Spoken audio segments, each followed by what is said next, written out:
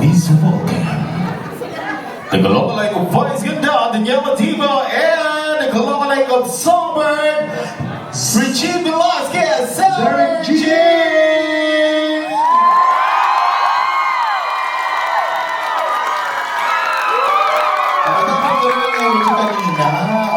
Dapat ganun talaga. Yung parang may kalapati kayo mga inaano. Uso yan sa Batangas, yung mga may kalapati sa mga parang-parang. Ang daming Batanggenyo tonight. Magpalang-palang mga Batanggenyo! Ay, Diyos ko po, ano ba ng mga ariyan din eh. Ay, parang marami din mga ano dito. May Bisaya ba dito? Mga Bisaya? Ay, parang parang lang, ha? Madami din. Parang pangalan ng mga Bisaya! Ay, atay! Hindi ako marunong mag-Bisaya. Kasi yung Sige. Batanggenyo Tagalog naman yan. Sige, tuturuan kita. Ay, talaga? Dapat malakas ang Bisaya kasi sa magandang gabi. Akong lagay!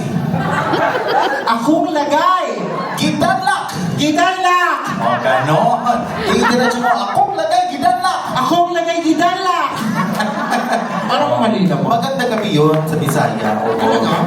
Bastusan pala kayo sa Bisaya. Anyway, masayang-masaya po ako na meron ako mga kabatang dito. Kasi marami po akong pinag-showan kami sa UK at saka sa Europe dito.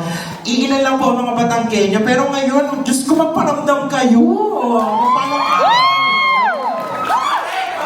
Ay, babarag mamaya. O, ay magtatalig pagkatapos. Ano ba rin iinom? Babareg. Oo. Diyos ko, patunayan nyo ha. Tayo mayayabang, mga asbok tayo.